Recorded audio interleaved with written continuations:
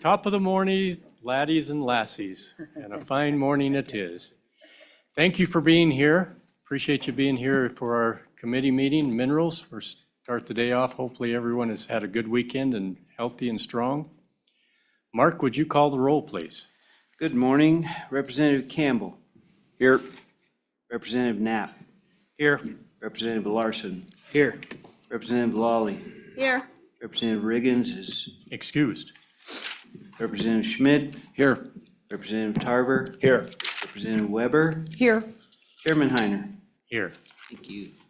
Thank you, Mark. So a little bit of business before we begin. It's by rule, it's the chairman's prerogative whether to let committee members attend remotely. And I let Representative Riggins attend while he was in the hospital. But I want to get the affirmation of the committee. Representative Riggins has had heart surgery, but he expects to be back possibly by next week, be able to attend remotely. So I would like the opinion of the committee. Would it be okay if we continue to allow Representative Riggins to attend remotely when he feels up to it next week and be able to participate in that way? All those in favor of that motion or that affirmation, please signify by saying aye. Aye. Any opposed? Okay, that gives me confidence in what my decisions were and appreciate your support while he's down to let him, and convalescing, to let him participate as much as he feels possible. All right, this morning we have two bills that we're going to discuss. The first one is, Vice Chair, what's the number of that one? 12, House Bill 12, Industrial Production Equipment Deferral. I guess I was so focused on the weekend, I didn't get somebody to present this bill. So, any takers? Thank you.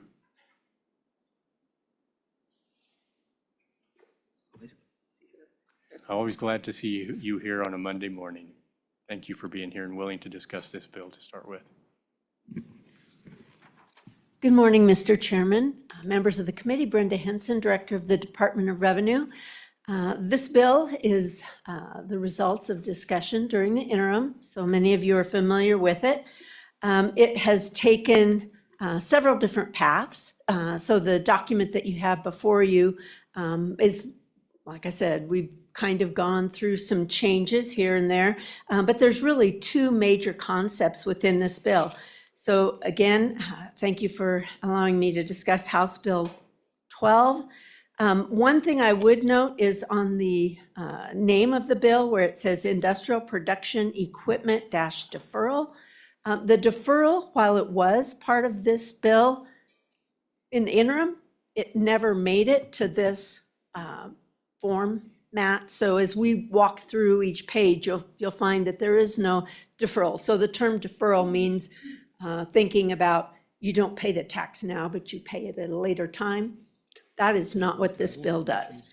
So I would suggest just an amendment that would change it to Industrial Production Equipment Property Tax Exemption, because that's truly the crux of this bill. And so throughout the bill. But I turn your attention then to page 2. There are two concepts within the bill. The first and most extensive is a property tax exemption for industrial equipment that is temporarily stored in a commercial storage facility. So this bill has been discussed multiple years in the legislature, but it's basically an exemption for property tax where companies would bring items into Wyoming, put them in a commercial storage facility, and the idea is they're exempt from property tax while they're sitting in that storage facility. And then there's some criteria within this bill in order to qualify for that exemption. So it's important to note for property tax assessments are as of January 1 of each year. So if I purchase equipment after January 1st, that equipment is not on the tax rolls until the following assessment year, just with our current tax calendar. So this particular bill on page 2, it talks about, starting on line 10, the industrial production equipment that is stored in the state before first installation is exempt not to exceed 2 reporting periods in accordance with the following. So our interpretation of 2 reporting periods would be January 1 of each year. So for example, based on the implementation date of July 1, 2025 for this bill, that first year would be January 1, 26 and January 1, 27. So there'd be that 2-year time period. You'll find at the bottom of page 2, there's a definition for commercial storage facility, means a facility operated by a person who is not the taxpayer, where industrial production equipment is temporarily stored, and that facility has been approved by the department. So that basically requires that the Department of Revenue identify through an application process these commercial storage facilities. Because quite frankly, we don't know where they are. They're throughout the state.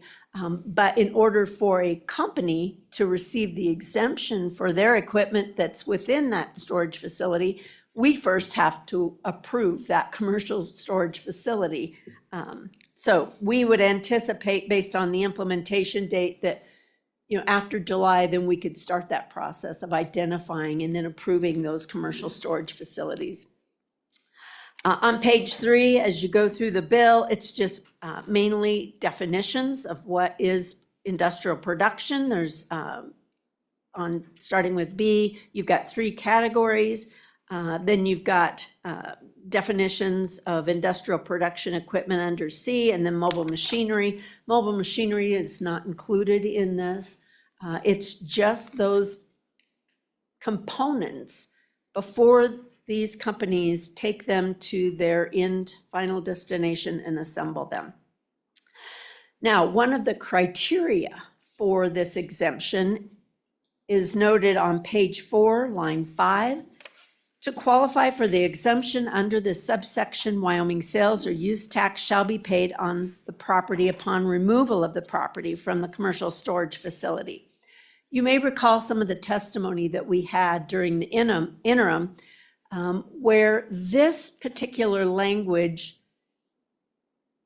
is in direct conflict with language that we have in 3915 and 3916, which are sales and use tax statutes.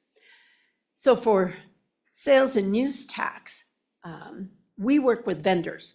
So it's the vendor, whoever sold the equipment to the company, that is collecting and remitting that sales tax. And it is sourced, meaning, what rate do we apply? We apply the rate where that equipment is first taken possession by the purchaser.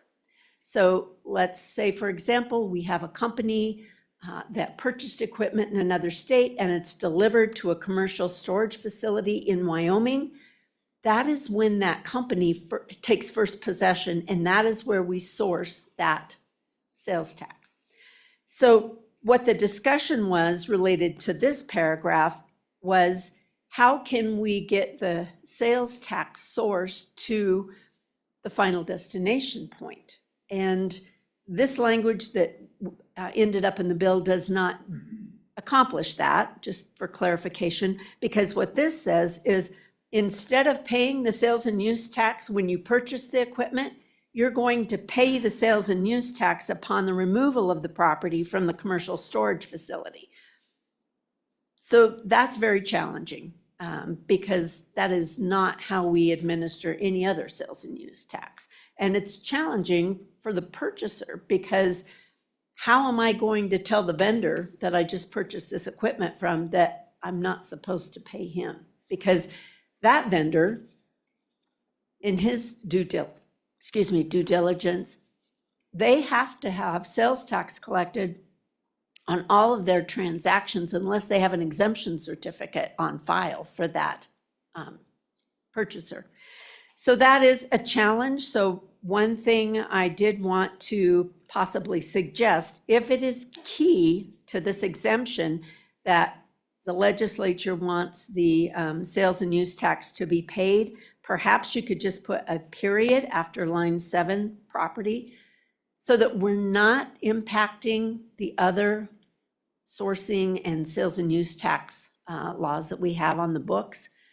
The only other way for us to require them to pay the sales tax upon removal from the commercial storage facility is if somehow this body were to require them to self-report. We do have a provision in our statutes that allows companies to provide an exemption certificate to all of the vendors that they purchase from, and then they collect their own, they basically set aside all of their sales and use tax, and they remit directly to the Department of Revenue.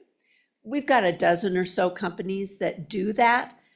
That would be something we could require them to do, but it's not just this purchase that they would have to do that for. They would have to self-report all of their sales tax. So that would be something we would be putting on those property owners. So the other piece of that is there was some discussion, as I mentioned, about, if you're having the equipment delivered in Natrona County, but its final destination is going to be Carbon County, how do we change those sourcing laws? And I would say to you that that's a conversation for another day.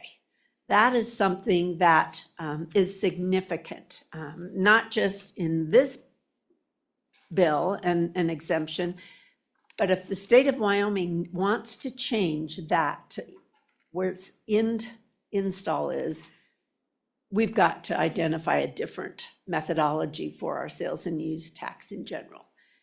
So I just don't feel that this bill is probably a good place to put that. And Director quite Henson? honestly. Director Henson? Mhm. This bill is primarily about exempting property tax, and to defer the sales tax complicates the matter immensely. So if we deleted that paragraph completely, would that damage this bill in any way? Mr. Chairman, that is exactly what I would suggest. I was going to say, we have no other property tax exemption that has any qualifying criteria that says the sales tax has to have been paid. So you could completely delete this paragraph and have this bill focused on the property tax exemption. So thank you. Please proceed. The other point, I've just got a couple statements related on page 5 under line 8. It does mention the industrial production equipment with a sales price of less than $50,000 does not qualify. We interpret that to be each item would not qualify for this exemption. And I would be remiss if I didn't say, you may recall there's another bill that's going through the legislature right now that would exempt up to $50,000 in market value for every company statewide. Just another thing to keep in mind. And then going down to line 22 on page 5, you'll notice that it requires the taxpayer to notify the department and the county assessor. The reason for that is this exemption would apply to both the public utility type appraisals that the Department of Revenue does, railroads, public utilities, rate regulated public utilities, rural electrics, telecommunications, all of those would be impacted by this exemption. And then you've also got those local companies, the oil and gas industry that stores equipment before it's installed, refineries, any of those locally assessed by the county assessor. So it would just be whoever that company typically receives their appraisal assessment from, that's who they need to be applying for this exemption. And with that, Mr. Chairman, just again, to emphasize, since the effective date on page 6, section 2 is July 1, 2025, we could promulgate rules the end of the year, and we could establish the process, approve the form, establish the process for approving commercial storage facilities, and then make that effective for the January 1, 2026 assessment year. And with that, Mr. Chairman, I'd be happy to answer any questions. Thank you, Director. Any questions for the Director? Representative Knapp, please. Thank you, Mr. Chairman. Director, just anticipating what could or couldn't be accepted for a quote unquote commercial storage facility site, would you anticipate if a manufacturer sold to a company and had a specific area in their laydown yard at the manufacturer's, would that be considered a commercial storage site? Director? Mr. Chairman, Representative Knapp, the commercial storage facility as defined means that that is a property that their main business is storing other people's. It's stated in this definition that the property that it's stored in cannot be owned by the same company that owns the equipment. And so we know that we have multiple, in fact, most of your major industrial facilities have spare parts on site. Those would still be taxable. They would not be exempted under this current legislation. This bill initially, and this is going back to 2018, 2019, the original basis for this exemption was as economic incentive for our laydown yards statewide.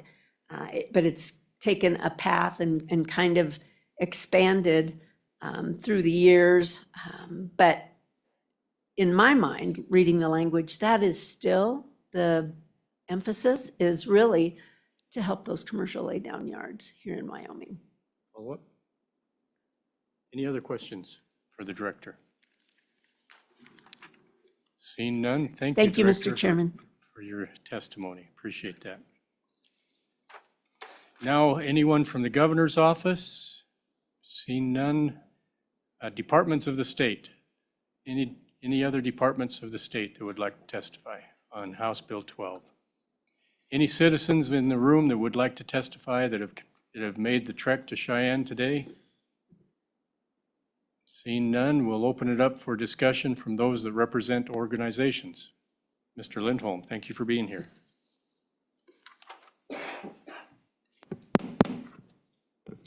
Thank you, Mr. Chairman, members of the committee. Really appreciate the department's description of this legislation. She's absolutely correct. This legislation has been around.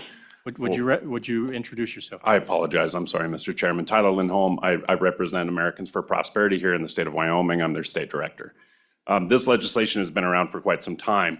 Mr. Chairman, members of the committee, I was part of the first group of people to identify this legislation. And it came about as an economic incentive idea. And they loaded a bunch of us up and they sent us off to Garden City, Kansas to go check out this economic development idea. And we went out to Garden City, Kansas. I really didn't know what I was looking at, Mr. Chairman, members of the committee. They offloaded us and we got to tour a giant laydown yard for wind turbines.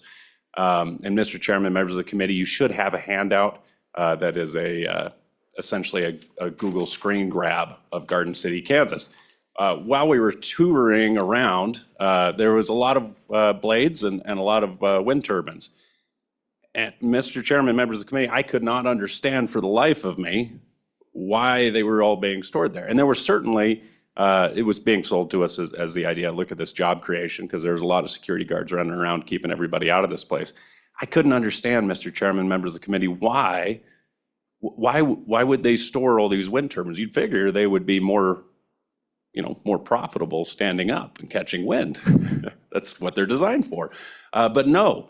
And the ideology was, listen, if Wyoming provides us with a tax deferral, a property tax deferral on these wind turbines, we can have this type of activity here in the state of Wyoming. And I still couldn't understand, but why? Why would you do this? And so I did my research, Mr. Chairman, members of the committee, and the reason why is under current law, under the federal production tax credit, These wind turbines qualify as long as 5% of the total project is bought. So what you're seeing there in Garden City, Kansas is 5% of a bunch of different projects going down in this laydown yard. That being, Mr. Chairman, each one of those wind turbines qualifies for up to 3.3 cents per kilowatt hour. A lot of those modern wind turbines can cook up a little over 1 megawatt per themselves. So you're looking at 3.5 cents or $3.50 per wind turbine. Mr. Chairman, members of the committee, times 24 times 365, you're looking at each unit a little over $28,000 per year. I'll bet you, Mr. Chairman, if you look at that picture that I handed out, there's more than 100 in there, which means 2.8 million. Mr. Chairman, members of the committee, I can't speak for Congress, but I absolutely can bet that that was not the intent of the legislation, and it's a nice little loophole that we've got in this law. Now, Mr. Chairman, members of the committee, there's an opportunity. We're speaking against this bill. Our hope is that you would kill this legislation, as it's been killed in the past, multiple times, because, Mr. Chairman, members of the committee, nobody's getting paid to store their 68 Galaxy. There's no production tax credit for an old car sitting on your ranch. There's no benefit coming in from the federal government to store that, and the state of Wyoming certainly isn't stepping up and saying you shouldn't have to pay property tax on that either. We're for a reduction in taxation in the state of Wyoming as long as it's equitable. This legislation does not represent equity. And on top of that, Mr. Chairman, members of the committee, it does have this giant flaw, which does take advantage of the wind production tax credit. I would note, Mr. Chairman, members of the committee, we would support an amendment to ensure that that is not being captured. It still doesn't remove the equity position for us. We don't believe the legislation represents equity for everyone in the state of Wyoming, so we'd still oppose the legislation, but it would improve quite a bit. If you look, Mr. Chairman, on page 5, you've got your exemptions under Romanet 6 on line 5, the exemption under the subsection shall not apply to. Mr. Chairman, members of the committee, we would suggest inserting a D on line 16 and putting in something along the lines of industrial production equipment that qualifies for a production tax credit or technology neutral credits for low carbon electricity generation. That way, this situation cannot be utilized. In the state of Wyoming, I don't think we want to be known for this, Mr. Chairman and members of the committee. I think this is a little bit of a black mark upon the state of Wyoming by taking advantage of a loophole in federal law. The reason, Mr. Chairman, that Mr. Lindholm, Yeah. I didn't take shorthand in high school. Could you go over that proposed amendment one more time? Mr. Chairman, absolutely. And this would be on line 16, page 5, insert D. Industrial production equipment that qualifies for a production tax credit. Seemed a lot longer. Yes, Mr. Chairman, and I'll explain why. Right now, we have the wind production tax credit. Those went in place in 1992, and they've been extended thus on. What we currently have is the misnamed Inflation Reduction Act that was passed by Congress a couple of years ago under the Biden administration. That piece of legislation essentially took the wind production tax credit and called it something new. And that is called, and this is where you would insert or technology neutral credits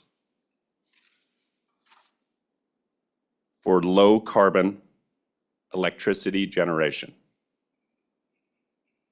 And that's what the Inflation Reduction Act is essentially calling wind production tax credits now. Technology neutral credits for, Low carbon electricity generation, Mr. Chairman.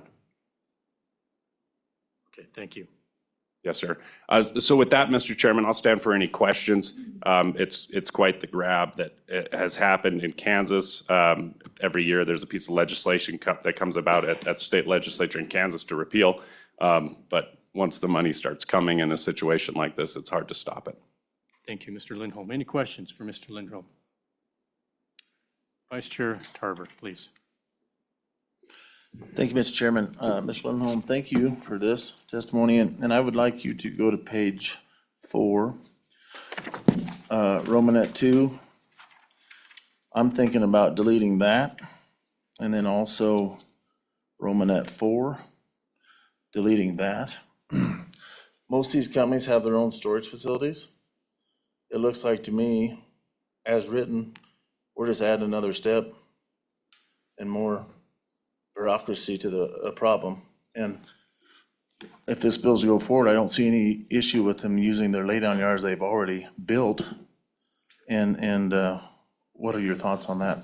Mr. Lindholm. Yeah, thank you, Mr. Chairman. To the Vice Chairman's question, on Romanet 2, I suspect that that was added as kind of, just to explain some of the back pieces to the Vice Chairman's question. Over the years, this legislation has evolved to try and bring in more entities. They started out with just wind turbine companies because, hey, that's who we're aiming for, and they quickly realized that's not a super popular position. And that legislation failed. So they brought in other types of entities, hence why that now just qualifies for all industrial equipment. Loop everybody in. And I suspect that that Romanet 2 was brought in as kind of a sales job to loop in the counties to being in favor of this legislation. I suspect. And then on to Romanet 4, to your point, I think that might be, I think that'd be well on the nose, Mr. Chairman and members of the committee, because there is a lot of companies that do have their own laydown yards. I mean, you know, Mr. Chairman or Mr. Vice Chairman, your community is chock full of major power producers, and so they would probably appreciate that amendment. Any other questions? Mr. Lindholm, I guess I'm the slowest one on this committee, so could we go over that example one more time? Those wind turbine pieces and parts that are in the laydown yard in Garden City, Kansas, they are actually getting a tax credit for that much money, even though they're not assembled and they're not producing any power? Mr. Chairman, yes, they qualify for that production tax credit as soon as 5% of the project is purchased by the company that is doing the project. So 5%, and that's why I suspect, Mr. Chairman, members of the committee, hence the language on why the company has to be separate, is because a lot of different projects are going into one laydown yard, and so they're all kind of in on it together, so to speak, Mr. Chairman. Thank you. And as I was driving into town last night, just west of Cheyenne here, I saw quite a few wind turbine blades laying down on the ground. With this bill, those would be property tax exempt where they're laying down on the ground out there in the fields. Is that correct? Mr. Chairman, members of the committee, if they're in a laydown yard that is owned by a different company, unless your amendment passes, and also, Mr. Chairman, members of the committee, yeah, for this legislation, correct. As to whether or not that's a complete 5% of the total project is separate from the production tax credit, but they would qualify if it's owned by a separate company. And just as a follow-up to that, do you have any idea what a turbine blade would cost? Mr. Chairman, members of the committee, I don't. My only experience in the generation transmission world comes from 12 years with Basin Electric Power, and at the time we were too busy looking at coal. All right, thank you very much. Any other questions for Mr. Lindholm? Seeing none, thank you very much for your testimony. Thank you, Mr. Chairman. Anyone else that would like to provide testimony? Seeing none, anyone online? All right. With that, we'll close public testimony on House Bill 12. Members of the committee, what's your pleasure? Move the bill. Move the bill by Representative Lawley. Is there a second by Representative Schmidt? All right, let's go through the bill. Let's start on page 1. Representative Lawley. Thank you, Mr. Chairman. On page 1 of the title, delete deferral and put property tax exemption. And also then, down on page 1, starting in line 3, in the middle of the line, delete specifying conditions and requirements for the deferral. yeah. That's true, you're correct, that could be there, but So I think this was referring to the sales tax deferral, So- but, Representative, on line 2 where it says providing an ad valorem tax deferral, yeah, that needs to be, strike that as well? yes, thank you. Okay. And should we insert property tax exemption? Is this, Vice Chair? Representative Lawley?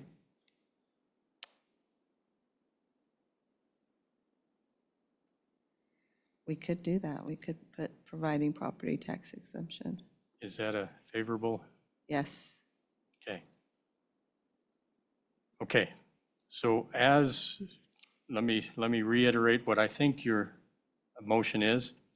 On the title, to strike deferral and insert property tax exemption, so it will read industrial production equipment, property tax exemption. And then on line 1, an act relating to taxation and revenue, providing for property tax exemption for the storage of industrial production equipment in the state, striking specifying conditions and requirements for the deferral, and leaving the rest of that paragraph, Except that we also are striking, providing an ad valorem Yeah. tax deferral, yes. correct, Okay. on line 1 and 2. Committee, is that clear, what we're voting for on this amendment? All those in favor of Representative Lawley's amendment on page 1 signify by saying aye. Aye. Any opposed? Okay, Chairman, yes. I Mark, was listening intently, but I need to speed up my hearing, maybe. As I understand, an act relating to taxation and revenue. Strike, providing an ad valorem tax deferral for the storage of industrial production and equipment in the state, and strike, specifying conditions and requirements for the So, deferral. Mark, we're not striking for the storage of industrial production equipment in the state. So all we're striking is providing an ad valorem tax deferral. Thank you. So it will read an act relating to taxation and revenue, providing for property tax exemption for the storage of industrial production equipment in the state. And then we strike specifying conditions and requirements for the deferral. And that's all. And I'll get with you afterwards. Okay, page 2, any changes on page 2? Any proposed amendments on page 3? Page 4. Vice Chair, I sense you have a burning desire for an amendment.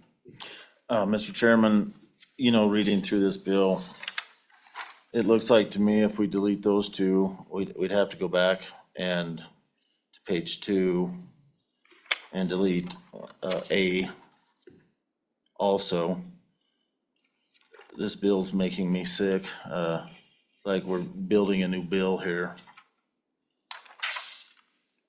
I don't even know if it's worth, I don't know. I'm at a loss. So I think I'm going to just not waste any more efforts on this, and I think you know where I'm going with this bill. Okay. All right. Members of the committee, any other amendments on page 4?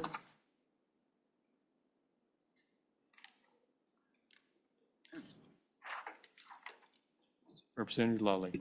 Thank you, Mr. Chairman. I would suggest that we consider deleting on page 4, lines 5 through 8, based on testimony we heard from the Department of Revenue. Do we have a second? I will second that. So this would remove on page 4, lines 5 through 8, removes the sales tax exemption or deferral. Any discussion? Seeing none, all those in favor of Representative Lawley's motion to delete on page 4, lines 5 through 8, signify by saying aye. Aye. Any opposed? Okay, that amendment passes. Page 5, any proposed amendments on page 5?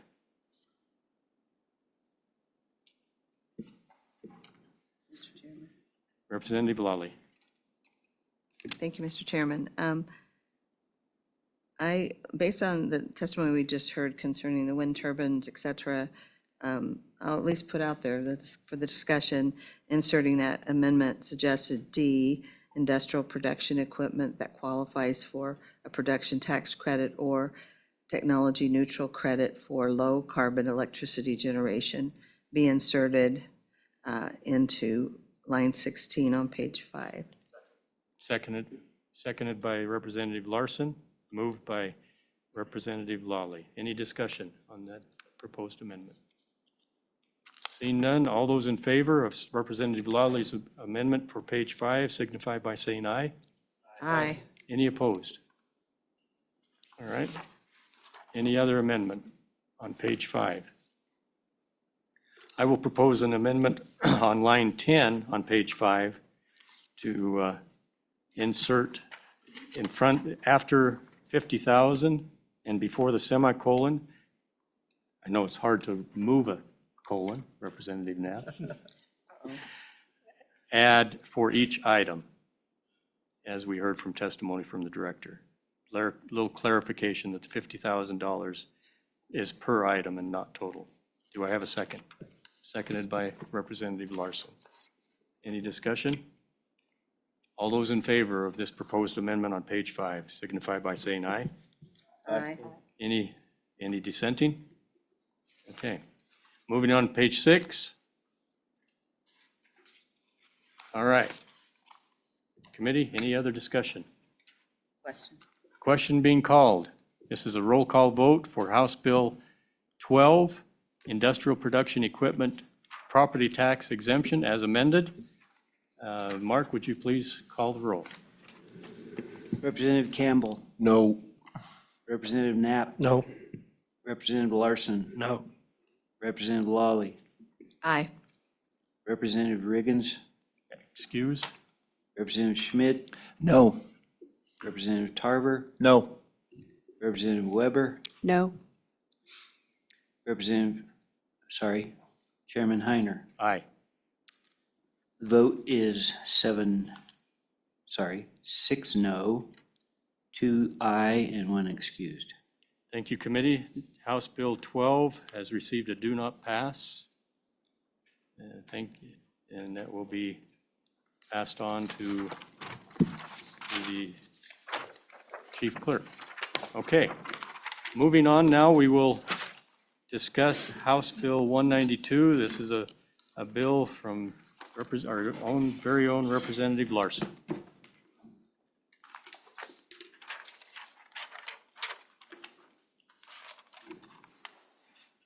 Representative Larson, welcome. Please introduce yourself and proceed. Good morning, Mr. Chairman, members of the committee. My name is JT Larson, House District 17. Excuse my voice, been recovering from being sick over the weekend, but I'm just going to do a brief summary of the bill and then invite the members of the working group who worked this over in the interim to come up, provide more testimony, more detail, if that's okay with you, Mr. Chairman. Yes. So members, this is House Bill 192, Public Utilities, Wildfire Mitigation and Liability Limits. Basically, what the bill does is requires public utilities to file wildfire mitigation plans with the Public Service Commission. In exchange, there's some liability protection provided by the state as long as they follow their plans, as long as they do what they say they're gonna do. And so if we go into the bill here, on page 2, you can see there's some definitions: economic loss, electric utility, wildfire. And then as we go on to page 3, on line 11, it starts with the plan's contents, what the plan should include in what's submitted to the Public Service Commission. It's a pretty straightforward bill. And it's nice because it's all new language we're adding into statute. So, and so none of this is amendments. This is all new going into statute. And so if you go through that, you can see the different requirements that they'll have to meet as we go through that. And then once you get to page 7, there's the commission approval. So it lines out the different stipulations of commission approval and the timelines and such. And goes into, on page 8, the recovery of costs, and goes through the rest of the bill. Public Service Commission can promulgate any rules necessary to implement the act, and then it provides for an effective date. Members, this was a minerals interim committee bill. We had a extended meeting in December, I believe, to try to address this bill, and we just couldn't quite get it to the finish line at that point. But our staff attorney was able to incorporate the amendments of the working group, and so this is a clean bill that's supported by the working group, and I look forward to hearing their testimony on the work that they did over the interim, and stand for any questions. Thank you, Representative Larson. Any questions for the representative? Representative Larson, this bill we worked on as an interim committee for a long time, most of the summer. And some of the representatives here are new. They didn't have the chance of the extended discussion and testimony. Can you summarize some of the things, some of the key points that were brought up during the summer? Thank you, Mr. Chairman. I think one of the biggest things, and Representative Lally can probably talk more articulately about this, and maybe she's better to ask on it, but this doesn't provide 100% immunity to the public utilities. In other words, that there's still an avenue for people who are impacted by wildfires to sue the public utilities. It's just the state provides some liability protection in certain circumstances, and Representative Lally can probably help. I'm trying to throw a line to Representative Lally because she has the legal brain here, so she could probably help out with some of that testimony that we heard. That was the biggest part of the discussion, was the legal liability portion of the bill, from what I recall. So, Okay. Representative, is this bill that we have before us, has it been changed from the bill that we had during the interim?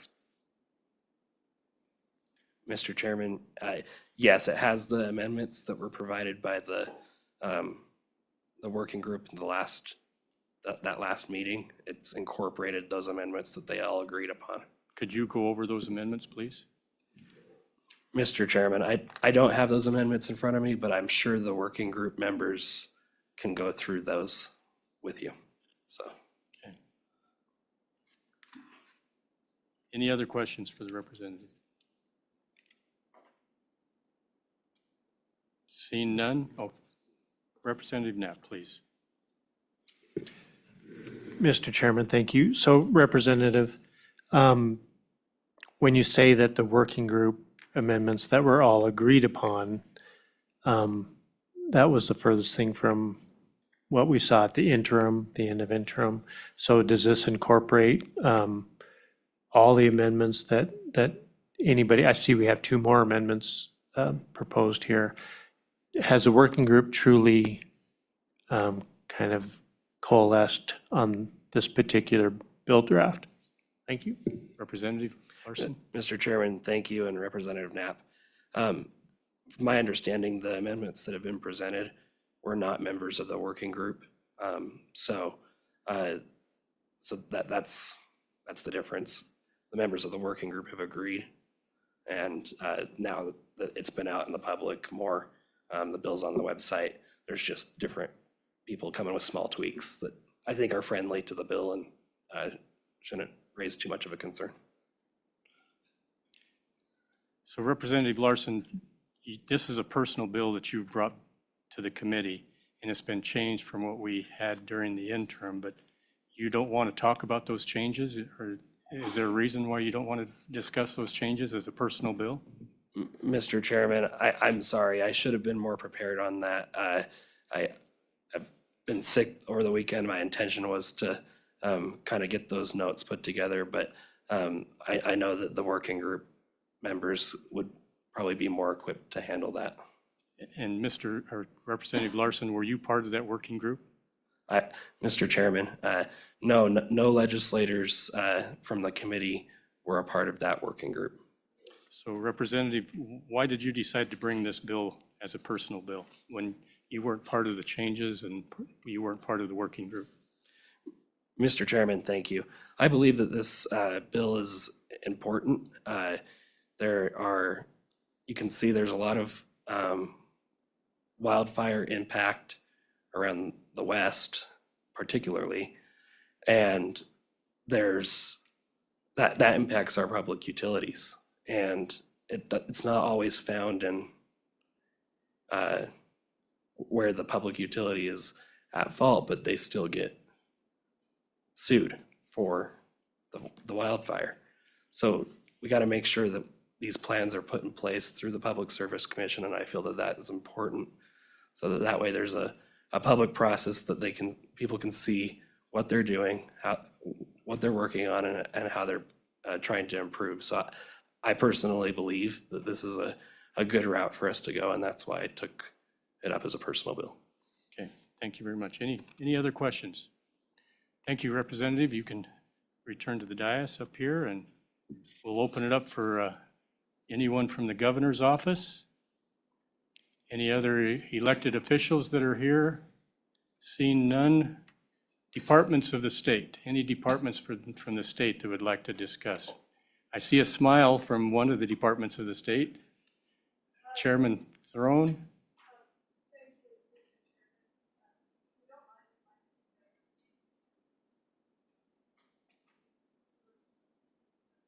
Yes, that'd be fine. Any citizens here in the room that would like to testify? Seeing none, let's open it up for those that represent organizations. And hopefully those that are from the working group can come first so we can hear about the working group proceedings and what changes were made on this bill. Mr. Taylor, welcome. Thank you, Mr. Chairman. It's me again, Sean Taylor, Executive Director of the Wyoming Rural Electric Association. I have with me Mandy Good. She's the attorney for our association. And I'd like to clarify a couple things. And I want to thank Representative Larson for bringing this bill. It is very important, given what we've seen in the past several years, mainly on the West Coast and some of the wildfires and the impact that they're having on the utilities, whether it's their fault or not. We brought this bill because unfortunately we have a common saying within the co-ops that we're only one wildfire away from bankruptcy. And if we do what we say we're going to do, we would like to have a little bit of protection provided by the state. This is the same bill that the interim committee saw in December. We worked with LSO and all the stakeholders to incorporate their amendments. And so this is the same bill that we presented in December.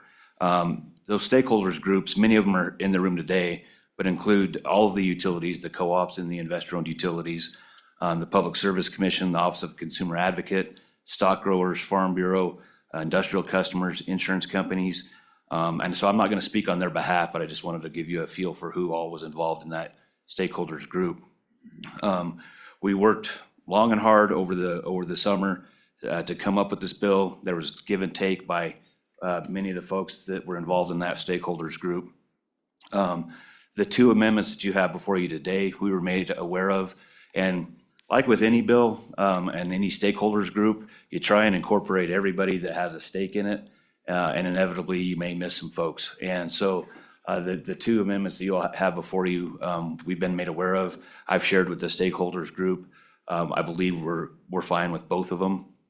I'll let the folks that are bringing those amendments talk to them further, but again, I don't want to speak on behalf of all the stakeholders, but from the cooperative's perspective, we're okay with the amendments that you have before you. They weren't, like I said, they weren't part of the stakeholders group, not on purpose. You just try and include everybody, and inevitably you're going to miss somebody. I do have a gentleman that's going to zoom in when you get to online testimony. He's the CEO of Federated Insurance Company. It's a cooperative insurance company. They provide insurance to, I believe, all the co-ops in Wyoming and many of them across the country. And he'll talk about the state of the insurance, what impact wildfires have had on being able to provide insurance. It has gotten exponentially more expensive if you can even get it, and the coverage has gone down quite a bit. And he has told me that by passing this bill, it will help our co-ops get insurance. It may not help with the premiums. That's kind of left to somebody else. But if we have the protection that's provided in this bill, it'll help us get that type of coverage. So with that, Mr. Chairman, I'll turn it over to Ms. Good if you have specific questions on, excuse me, on some of the changes that were brought over the interim that are incorporated in this bill. Thank you, Mr. Taylor. Ms. Good, please proceed. Thank you, Introduce Mr. yourself. Chairman. I do have just a couple of Would you comments. introduce yourself, please? I will, thank you. Mandy Good, I'm with the law firm of Crowley Fleck, and I'm working with the Wyoming Rural Electric Association, which is all of the cooperatives and some of the G&Ts in the state, because we're so concerned about a wildfire season like we had last season, and we're seeing some things out on the West Coast that are pretty concerning when it comes to providing affordable, reliable electric service right now. So that's why we started this working group and came up with this bill. As Mr. Taylor said, it helps with getting insurance in the first place. We're in a situation where that may not be affordable in the future if we can't come up with a way to control some wildfire liability here. It also helps with rates. We may have wildfire plans on the front end, and there may be a small rate increase that comes with that. There may not. It depends on how much is already being done and how these are implemented. But what we're preventing is all of these electric consumers being hit with the cost of these great big lawsuits just because utilities are seen as deep pockets. And I'll remind you that these cooperatives are nonprofit entities. We don't have deep pockets. And these could create bankruptcy issues if we have a wildfire season that results in significant litigation. So we don't want to see that happen to these cooperatives. We don't want to see that happen to the end-use consumers who are, in the end, going to end up footing the bill for that. And we can't have that happen. You'll notice that Mr. Taylor said we have the stock growers, we have Farm Bureau involved in this, the cooperatives. You can't miss the impact of that. The cooperatives are member-owned, they're landowner-owned, and they're in favor of doing this because they know what impact could come if we don't have a bill like this. So we need to get something like this done before the next summer comes around. And I'm happy to answer questions. All right, thank you, Ms. Good. Any questions for Mr. Taylor or Ms. Good? No questions? Mr. Taylor, I have one question. I was working on my master's degree in electrical engineering, and I never finished it, so I'm a dropout. As these electric lines get loaded close to their capacity, are they more susceptible for arcing and sparking events that we've seen that have caused some wildfires? Mr. Chairman, members of the committee, I'm not an electrical engineer, so I don't know if I can answer that with full confidence. What I will say is that we take every step we possibly can to prevent arcing or any of the things that could happen on our infrastructure, and that includes vegetation management, upgrades when we can to prevent that type of thing. So I can't answer with 100% certainty what your question, but I just will say that we do everything we possibly can to keep our infrastructure upgraded, updated, cleared of vegetation and everything we can to prevent wildfire.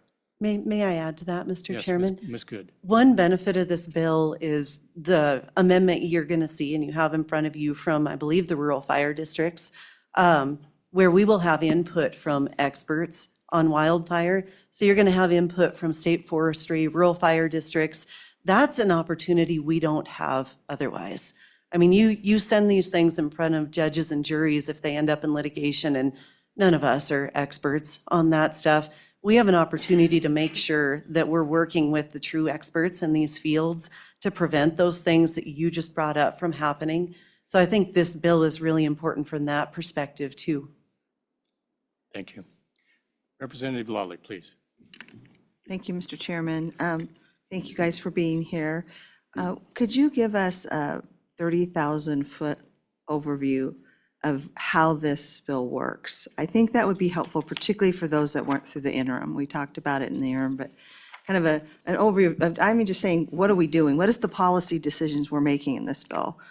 And how are we going about doing it? Mr. Taylor, I think it would be appropriate because of the new members here that we actually walk through the bill, if you wouldn't mind. Sure, Mr. Chairman, I'm going to let Ms. Good handle that. Thank you, Mr. Chairman, Representative Lawley, and members of the committee. Thank you, Mr. Taylor. I'm going to skip the definitions because that's going to be incredibly dry and boring to walk through unless we're talking about them in context. So I'm going to jump right to the meat of the bill. If we look at page 3, 373402, what we say here is we are not in any way impacting the other statutes that give your Public Service Commission authority to do what it needs to do. So we're not causing any problems with their current authority. Part of this was as a result of working with the Public Service Commission through months during our working group meetings. So there were concessions there to make sure that they don't have any authority issues as a result of this bill. In 373403, we talk about the plans and the contents, and this is probably the meatiest part of this particular bill, because what we wanted to do is lay out enough guidance that we ensure we have very efficient, effective wildfire plans, but not so much that you can't tailor those plans to the different areas in the state. I mean, we all know we're dealing with much different wildfire issues on the plains versus up in the mountains versus next to a national forest. So we can't be so specific in the meat of this bill that we don't allow for that type of tailoring as these plans are pulled together with input from state forestry, from rural fire districts, and from others. So what we did here is we went through and we said, at a minimum, the plan has to include several things. Those things are items that will be necessary to make sure we can move forward efficiently and in the safest way possible. So for example, we talk about de-energization of lines. How would that be done? Who would we work with? Who's it impact? Are there neighboring utilities that we need to work with on that? And then we talk about how we re-energize those lines. What's the fastest and safest way to get them back online once they've been de-energized? All of that has to be considered in these plans. To go through this, I'll just jump through each of these so you know they've been touched on. We talk about right-of-ways, how we're going to get to the different areas of heightened risk. That's all laid out in the plan. Subsection 2 says we'll talk about the procedures that'll be used to inspect these lines. We may have transmission infrastructure. We may only have distribution infrastructure. So the reason for the if any at the end of that is not because there aren't lines involved. It's because we have some distribution entities involved. We have some generation and transmission entities involved. So we say it could be transmission or distribution infrastructure. Subsection 3, we talk about the standards for vegetation management. That's one very big part of wildfire risk that needs to be managed. So that's covered here. Subsection 4, we talk about replacements and upgrades. There are constantly changes in engineering, and if there's a way to make something better, that's going to be discussed in the plan. These plans are updated every 5 years, and there's an annual report every year.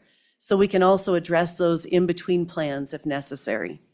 A description of how the wildfire mitigation strategies and policies have changed.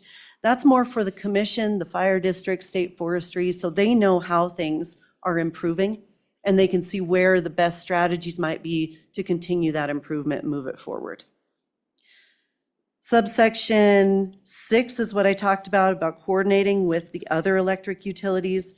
Subsection 7, the bottom of page 4, descriptions of procedures for de-energizing. And then we have some considerations under that. This is what I touched on a minute ago, reasonable access, balancing the need for continued supply with the need to stop the energization. In subsection C on page 5, we have the potential impact of de-energization. I think that's really important. We have to know exactly what's being impacted ahead of time so that if you have something like a hospital district on this, we know the impact and we're already working with them as a part of this plan before that ever becomes an issue. Subsection C talks about resilience of those lines. Subsection D, notice to consumers. I will tell you, most of these cooperatives are working with their consumers ahead of time because they're also the owners of the cooperative. They know exactly what's going on. Subsection E, on page 5, part of this discussion on de-energization would include coordinating with other electric utilities impacted by it so that you can also work with communications with transmission operators, reliability, member systems that might be within that. Subsection F is on page 6, potential impacts to public safety. Obviously, we want that included. And the fire district and forestry would be very important in considering that as well. So we move on page 6 to subsection 8. It's a description of the procedures it will use to restore its electrical system if it has to be de-energized. Subsection 9 talks about how rate-regulated entities have to have a description of the costs, and that'll be put in front of the PSC because the PSC regulates those costs. A description of community outreach is subsection 10, including public awareness efforts. And you'll see the word before in there, before and during. I think before is really important because everyone needs to be on board and understand how this would work if we need to move fast in the event of a wildfire. Subsection 11 is a description of potential participation with emergency coordinators. And I believe subsection 12 is one of your amendments. That's the one including state forestry, rural firefighters, and others, and we're fully on board with that. I'll jump you to page 7 then. We're looking at 37.3.404.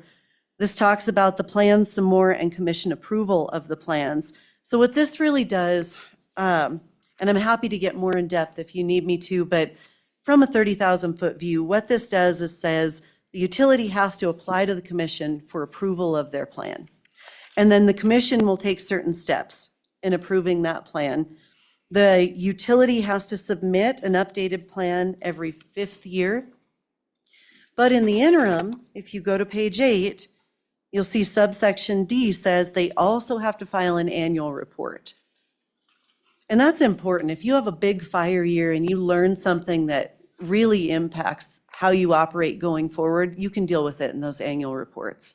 So that would be a really important component. 37.3.405, toward the bottom of page 8, this is where we get into the liability piece of this. So it says there's a presumption in a civil action where you have an approved wildfire mitigation plan that the plan's reasonable and prudent. And that's because you've had a chance to have your Public Service Commission, your experts, and the others involved in coming up with a plan that works, and it mitigates the fire risk as much as we possibly can. If you go over to page 9, it says a plaintiff may recover economic loss if certain things happen. And this is where we have limitation, but not complete immunity. So here it says in subsection B1 that you can have a lawsuit if the utility failed to substantially comply with its plan and that failure caused the damages, the wildfire, whatever the alleged loss is in that situation. If you go down further, subsection 2, hopefully this would never be utilized, but it's important and it's not worth writing off. It says if there's malice or criminal intent, there can also be a suit. We'd hope we'd never go there, but can't say it would never happen. If you flip over to page 10, up at the top, we talk a little more about how that lawsuit would be brought. So it says the following shall apply in any civil action that a plaintiff brings against an electric utility for wildfires. And it would be in the three situations we just talked about, which are you fail to substantially comply with your plan, there's criminal intent, or there's malice. So in those situations, an action can be brought against an electric utility within 4 years. That's pretty standard. Our statute of limitations for negligence in Wyoming is 4 years. That started as 2 years, and we expanded it through the discussions over the summer with multiple stakeholder groups. And a plaintiff can recover economic losses. They can also recover non-economic losses only if they suffered bodily injury or death from the wildfire. There is an issue with that particular subsection, C3. And one of the amendments you have before you fixes that. The issue is this says you can only recover if you were injured or died. Well, if you died, you're probably not bringing a lawsuit. So that issue is fixed with the amendment that's in front of you. And the lawsuit can be brought by the personal representatives of the deceased party. So we're in favor of that amendment as well. It makes sense. Subsection C4 says nothing in this section is construed to limit any defenses that the utility is entitled to raise in a civil action. That's just saying we're not impacting the other law that applies. We're not trying to create some whole new body here. Other laws still apply. It's still good law. We're staying in our lane. So that's the purpose of that. Section 2 at the bottom, nothing in this act shall be construed to change grants of easements. We don't want to have an impact on that. We're not going there. And then section 3, the Public Service Commission may promulgate rules. There was discussion over the summer about whether this should say shall promulgate rules. The consensus was that we would go with may promulgate because the commission already has authority to promulgate any rules it needs. We don't really need to step on their toes there. We're going to allow them to put in place the rules that they deem necessary. So we backed off on that per the Public Service Commission's request. Section 4 is just the implementation or effective dates of the act. It's a hard line to walk. I don't want to get so in-depth that it's boring, but I want to give you adequate information. So I'm happy to answer questions on that too. Thank you, Ms. Good. Vice Chair Tarver, please. Ms. Good, thank you. That was good. So I want to go back to, let's see what section I'm in, page 9, Romanet I. Who would decide who is at fault? I mean, is there a mechanism there that's in place already? I mean, so who's going to be the deciding factor and the fault there? So it Good. probably, Ms. Good. sorry. Thank you, Mr. Chairman, Representative Tarver, members of the committee.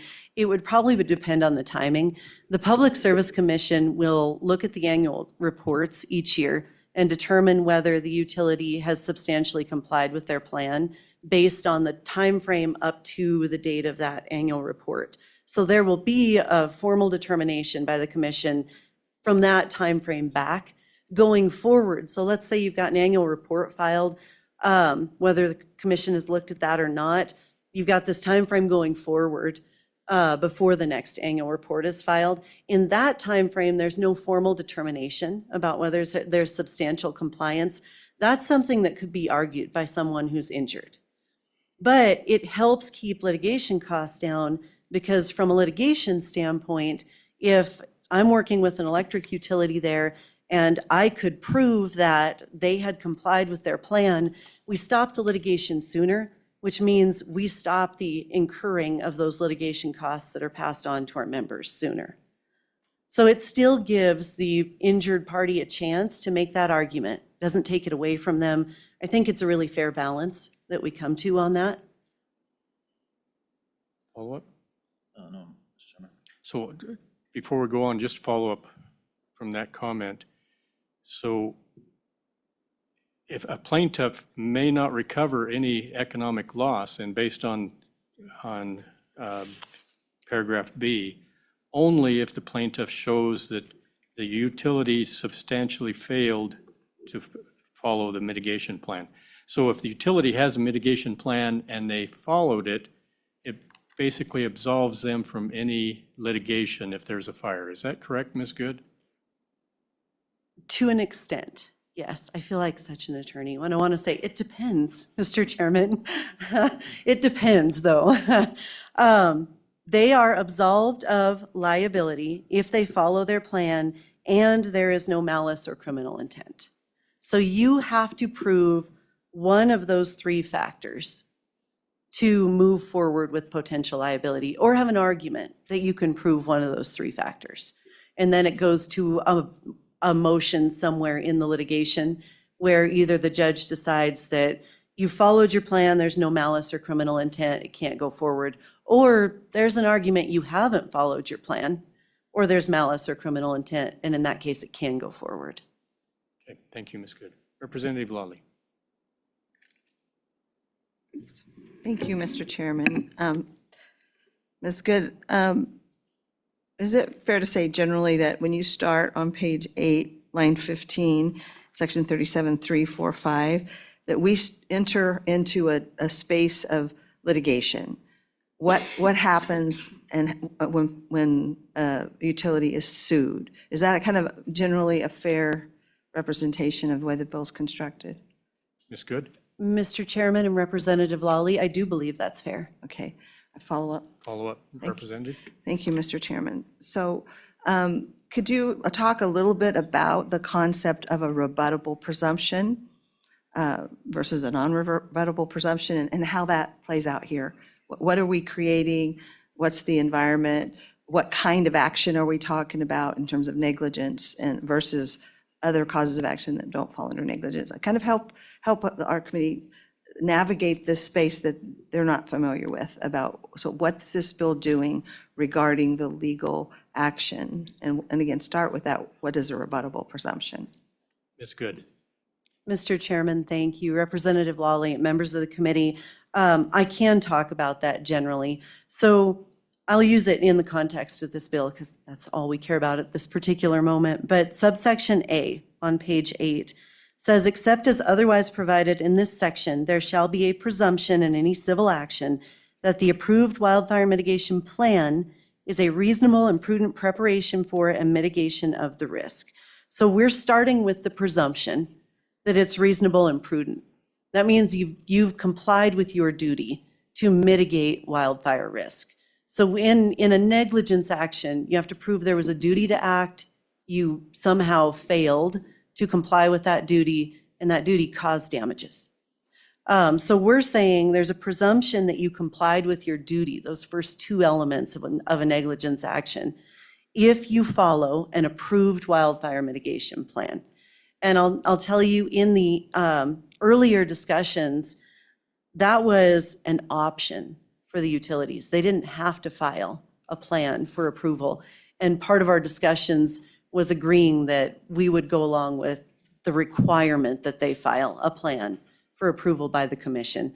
And I do think that's a good thing because we have the experts involved at that point to help make sure it truly mitigates wildfire. So we're starting with a presumption that they have complied with their duty. However, if you flip over to page 9,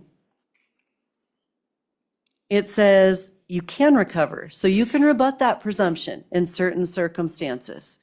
And you can say they did not substantially comply with their plan in these situations. And the Public Service Commission is a great funnel for these things. They're going to do a lot of work on this, but they're not the end game here. The injured party can come in and say, everybody's wrong. This utility failed to substantially comply with their wildfire mitigation plan. If they could prove that, they could have a lawsuit.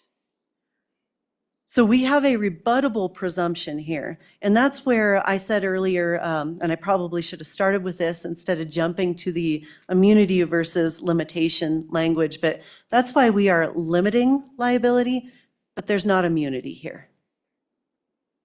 Hopefully that helps. follow up, Representative? Representative Campbell, please. Thank you, Mr. Chair. Thank you, ma'am. I'm not a lawyer. Substantially, what does that mean? Because what kind of quantity goes to substantially? Does that mean there was 7 ticks on the box and they got 5, so it was substantial, or 4 or 3? I just have a problem with that word. What does substantially mean, and what do you base?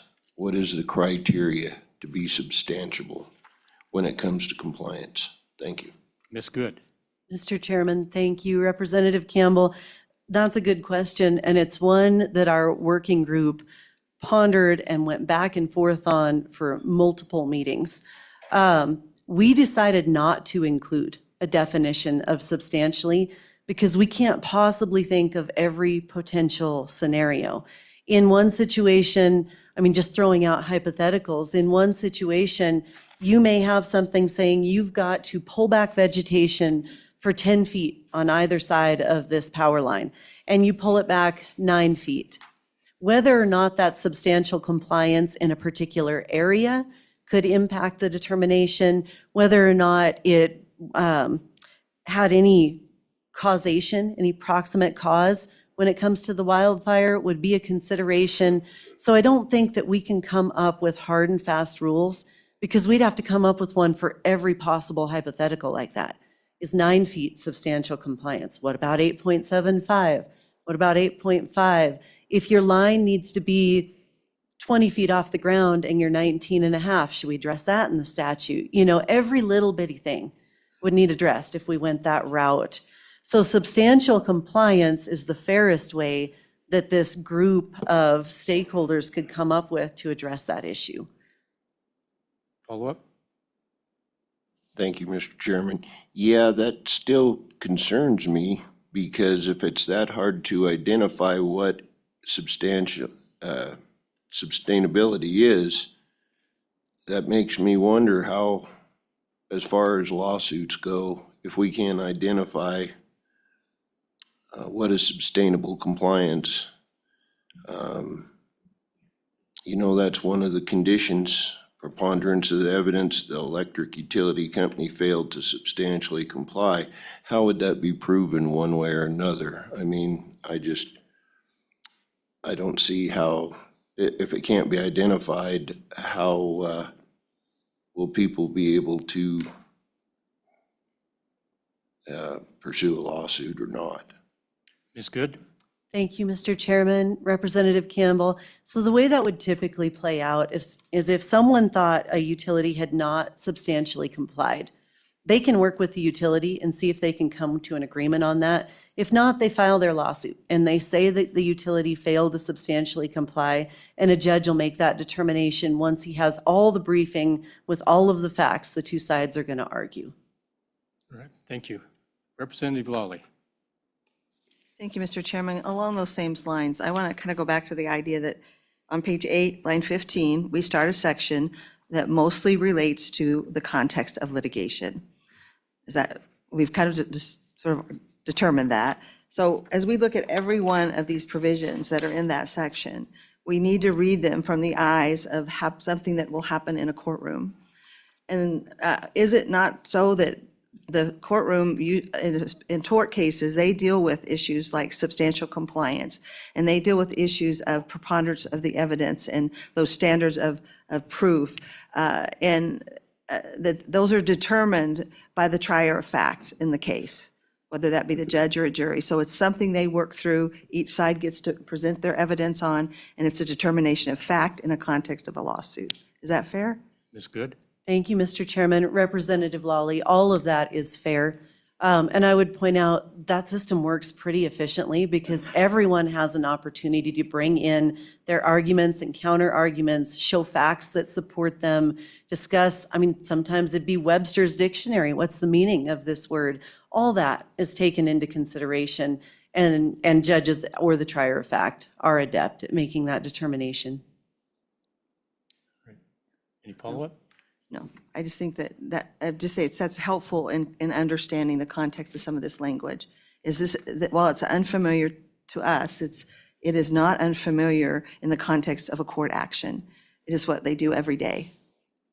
Thank you, Representative. Chairman Knapp, please. Mr. Chairman, thank you. So I want to talk a little bit about the insurance side of this. Does this bill help our utilities then both find affordable insurance and even obtaining insurance? Does this kind of build that extra firewall that basically has insurance become catastrophic or limits the claims? Mr. Taylor? Yeah, Mr. Chairman, Representative Knapp, yes. And Mr. Irwin with Federated, who's in the Zoom room, I think can go into that a little bit more. All right. I have one question, Mr. Taylor. Looking at the contents of the wildfire mitigation plan, reading over all of these paragraphs describing what will be in the mitigation plan, these seem to me like common sense items, things that normally a utility will already be doing as a standard operating practice. I don't see anything stellar in here that's, oh, we haven't been doing this in the past, we need to go out and do this. Is that correct? Are most of these items already being covered with their standard operating practice? Mr. Chairman, I would say yes, for the most part. I believe that. Substantially, yes. I would say that, and Ms. Good talked about this with the amendment that you have from the rural fire districts. There may be things that they would come up with that maybe we haven't done or haven't done to the best of our ability. But yes, to your point, most of these we are doing. And the purpose of the bill really is to say, we're doing the right thing, but we can still get sued. So that's the whole, the purpose of asking for that protection. Okay, thank you, Mr. Taylor. So moving to the next question. So your mitigation plan is substantially intact already. It's maybe need to be tweaked a little bit. So, this allows for additional rates for that mitigation plan. You're probably thinking I'm thinking that's going to be minimal because you already have that. Some utilities already have a wildfire mitigation plan. So that it's not a giant step to get to that point. So is it correct to assume that the rate impact will be minimal? Mr. Chairman, I'm not going to speak for the other utilities, but in talking to the cooperatives, I would say, yeah, it would be minimal, and it would be much cheaper on the front end than on the back end after a fire. All right, thank you. Any other questions? Representative Schmidt. Thank you, Mr. Chairman. Mr. Taylor, on your vegetation management portion of this, do you guys perform that work yourself, or do you contract that? Mr. Taylor. Mr. Chairman, Representative Schmidt, a little bit of both. Do you require your subcontract? Representative Schmidt, Yes, follow up? yes. Sorry, Mr. Chairman. Mr. Taylor, do you require your subcontractors then to have a mitigation plan for fire, things like that as well? Mr. Taylor. Mr. Chairman, Representative Schmidt, I don't know off the top of my head. I can find out and get back to you. Okay, thank you. That's it. Any other questions? Seeing none, thank you very much for your testimony. We would like to get to we're going to run out of time and we'll have to carry this over until Wednesday. But Mr. Taylor, is it your desire to have Mr. Phil Irwin discuss the insurance portion of this, or can he come back on Wednesday? Mr. Chairman, I don't know if he can come back on Wednesday, so if we can get him in now, that would be great, but. Okay, so this will be carried over. Anyone in the audience here that cannot return on Wednesday that would like to testify, please raise your hand. Okay. All right, so we have a few that we will need to discuss or allow, so let's them come up, and then we'll get to Mr. Irwin that's online. Please come forward.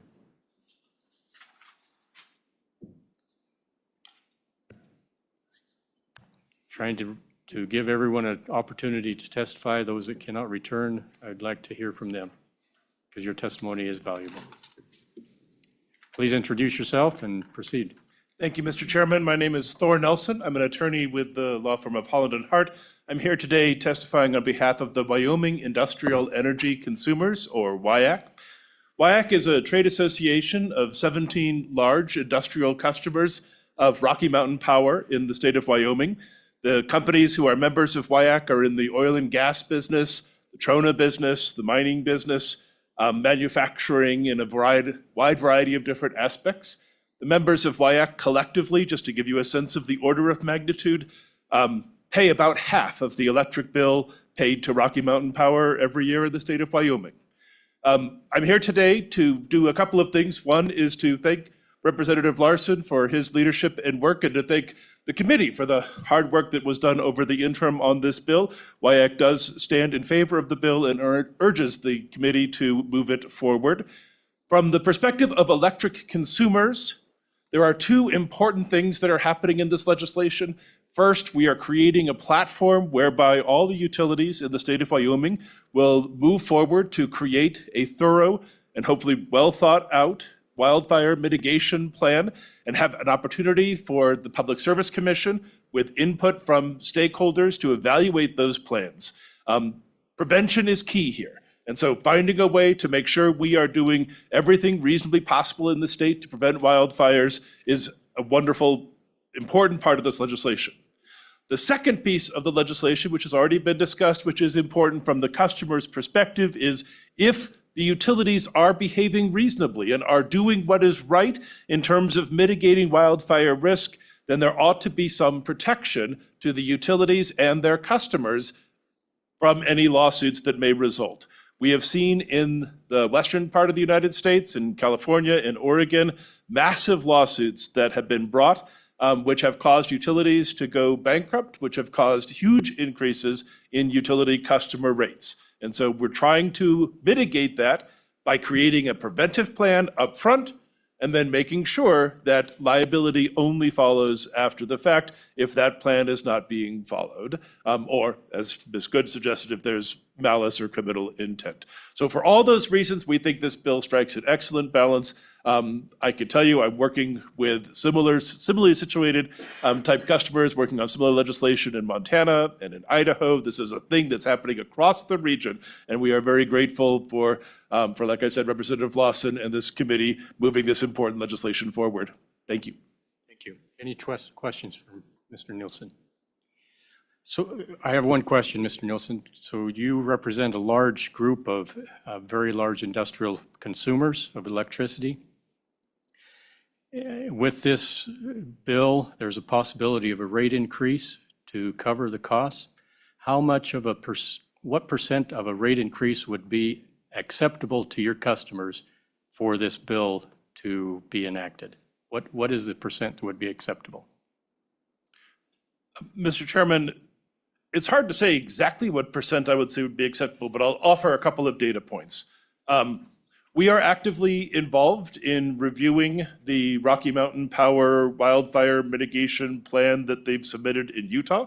So Utah is a little bit ahead of the curve in terms of this process. And so we've actually seen a plan, and I can't remember the exact number, but it is in fact a modest, very small, less than 5% type rate increase that they're talking about in Utah, because as you pointed out in your questioning of the earlier witnesses from the cooperatives, much of the work that is contemplated in these plans is already being done, and the costs of that are already being reflected in rates. We haven't seen the plan in Wyoming, so I don't know if it's going to be on a similar or different scale, but I would expect that the rate increase, if there is one, would in fact be modest for the very reasons you point out.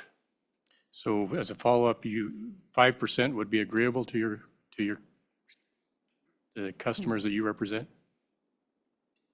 Mr. Chairman, I guess I'll never say yes to that question, because I just don't know whether or not that's the right number in Wyoming.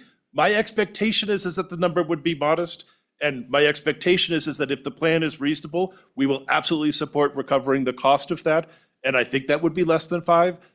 But I can't swear to that as I sit here today, because we don't have the facts and evidence in front of us.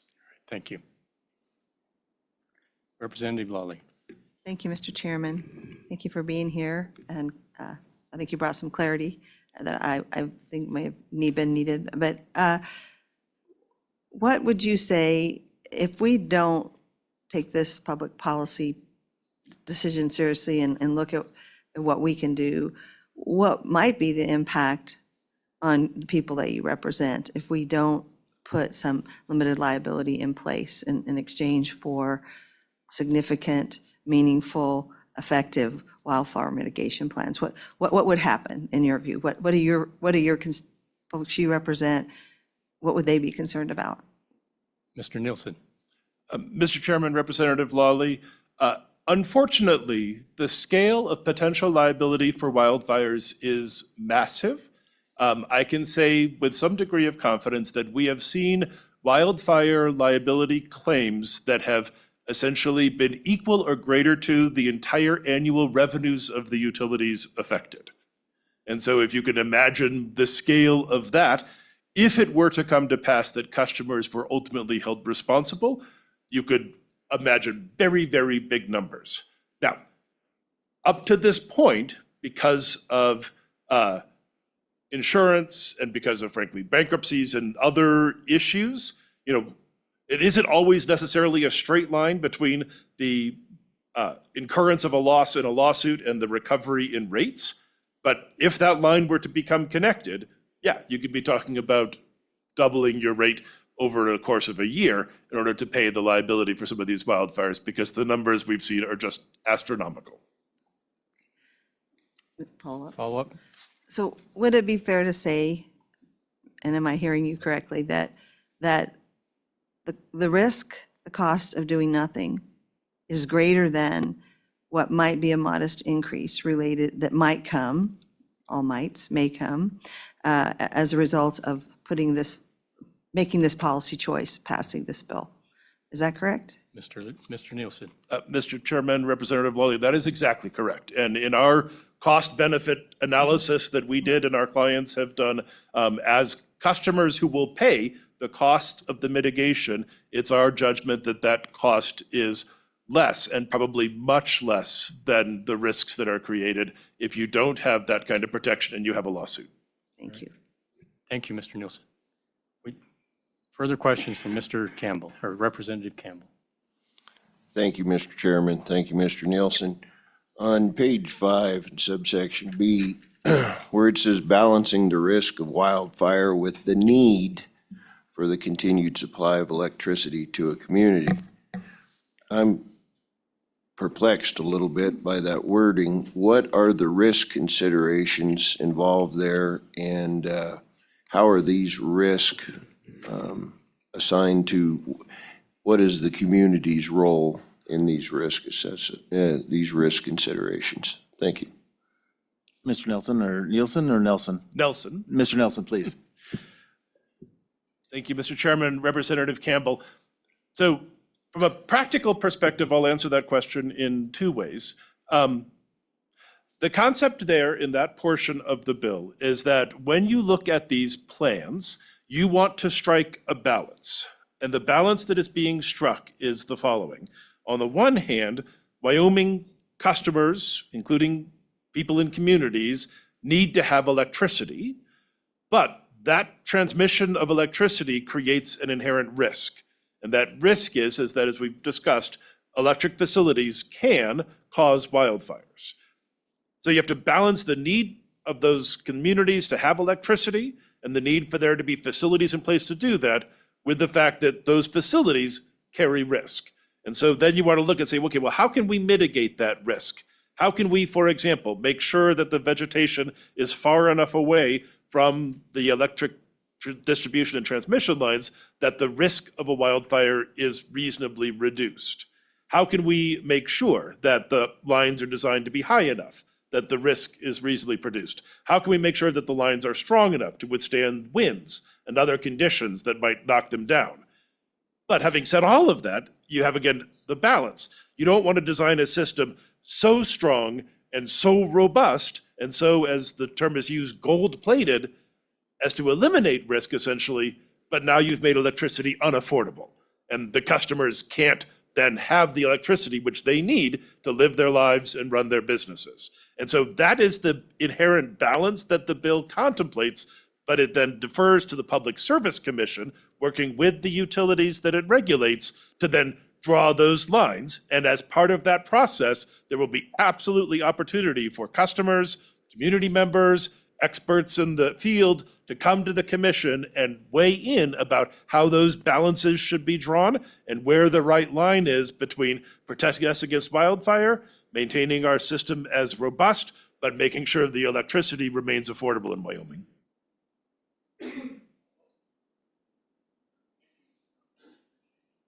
Thank you very much and appreciate the opportunity to do this today. Two more. We have a state representative, a State Department representative here first. Yep.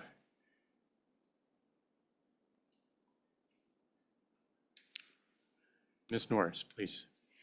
Good morning, Mr. Chairman, members of the committee. My name is Kelly Norris, and I'm the Wyoming State Forester. And I am just here on behalf of State Forestry to just make a quick comment on the proposed amendment to let you know that we have no concerns with that amendment. With that, this has been a great conversation talking about wildfire. As you're well aware, wildfire really impacted Wyoming this past year. And with that, it's really important as this additional proposed amendment has, considering state forestry, the Wyoming Rural Fire Association, and other appropriate federal, state, and fire entities. And because of that, the fire wardens are actually designated in statute for the wildfire responsibilities. And with that, having input from state lands and federal lands into this, we work jointly, and we have county wildfire protection plans in place already in our counties, looking at mitigation, looking at how we handle vegetation. And this is an important opportunity to work with utility companies and bringing that expertise to them. And so I appreciate just being able to make a comment on that amendment. And then lastly, I do want to comment, because State Forester is responsible for the emergency fire suppression account, and that is the account that pays for all wildland fire on state and private lands. And so with that, it was imperative to see that the liability language still allowed for future lawsuits and collection if there is negligence. And so this was a good cleanup in the bill to see that, and that was brought forward to the committee that was working on that bill. As well as I know there were concerns from you just asked about the risk and balancing the risk. What is a community without power when we have a wildfire coming, and energizing and the de-energizing, and making sure we have good plans in place and everybody is aware of that are responding to that fire, or having to deal with the community members that are in evacuation mode. So those are really important parts that have been added to this bill. And it was good to see that input from the wildfire community put into this. Thank you, Ms. Norris. And I'll stand for any questions. Any questions for State Forester? Seeing none, we have Representative Lawler, please. Thank you, Mr. Chairman. My local fire chief is here, and I'd like him to be able to come up, because if we're going to retain over, which we are obviously going over, but he was the one that brought the amendment that I'll be bringing on that. Please introduce yourself for the record and proceed with your testimony. Thank you for being here. Good morning, Mr. Chairman, committee. Good morning, Mr. Chairman, committee. My name is Chris Coker. I'm the Worland Fire Chief and the Washakie County Fire Warden. I'm here representing the Wyoming Fire Chiefs Association and the Wyoming Rural Firefighters Association. The amendment that we ask to be brought forward is on page 6, line 22. Consider the input for the Wyoming State Fire, or excuse me, consider input from the Wyoming State Forestry Division, the Wyoming Rural Firefighters Association, and any other appropriate federal, state, and local fire entity. The opportunity here is currently we do not have coordination and collaboration with our utility partners in some avenues. This creates the opportunity that helps tie those together. And if there's opportunities through grant processes to continue forward with work that is being done, we have the ability to identify it and to maximize the ability of those actions and that work. Currently, as our state forester indicated, the community wildfire protection plans are in place in these communities, and this just helps to make them more well-rounded. Thank you, Mr. Coker. Appreciate all that you do. Any questions for Mr. Coker? Seeing none, thank you, Ms. Norris, and Mr. Coker. Okay. This will be the last of the testimony in person here in the room. And realize our time is getting short, so top line testimony. Sir. Thank you, Mr. Chairman, members of the committee. Austin Rodemaker on behalf of Tri-State Generation Transmission Association. We are an electric G&T cooperative providing wholesale power to 8 distributive cooperatives in Wyoming with 41 members across 4 states and our so aptly named company, Tri-State. We are here in support of House Bill 192. We provided a document that was handed out to all members that we created in cooperation with the Wyoming Rural Electrical Association describing our stance on the bill. It has a very cooperative focus, but I really do believe gives a nice overview of the concerns that all public utilities are facing. Today we have with us Mr. Hartenstein, who works for Tri-State, and he is our wildfire program manager, and I believe that he can answer some of the questions that were previously raised by some of the representatives. So if it's okay with you, Mr. Chairman, I'll turn it over to him. Yes, please introduce yourself and then proceed with your testimony. Good morning, Mr. Chair, members of the committee. Thank you very much for having me here today. My name is Curtis Hartenstein. I'm the Wildfire Mitigation Program Manager for Tri-State Generation and Transmission. I have a bachelor's degree in forest ecology, a master's in environmental science. I've been working in watershed health, wildland fire recovery, and response for about 20 years now, and I'm also a volunteer firefighter in my own local community. So I come here today, both professionally and personally, very attached to this topic. My family has been on pre-evacuation twice. I know what it's like to tell your 10-year-old to go pack a go bag. It's an uncomfortable position to be in by any stretch of the imagination. The support we have for this bill, and I'd like to address a question, Mr. Chair, that you had earlier with respect to, what's different about this, and presumably these cooperatives similar to ours already doing this work, and that's fact, as Sean mentioned earlier, that many of these aspects of these programs are being implemented by these utilities, by these co-ops, and I think the strength that we find in this bill and in the coalescing of those programs under wildfire mitigation programs is it puts all those components of those plans through a wildland fire focus. While we may have an inspection program, may have a system hardening, may have situational awareness, those kinds of programs, were they created with wildfire in mind, or have they been adapted to include the increasing threat of wildfire in our communities? And I think that's what this does. It focuses utilities to look at each one of those best management practices through that wildfire lens. And I think that's a really strong component. Plus, it also levels playing field with utilities and allows for conversations that allow us to learn from each other.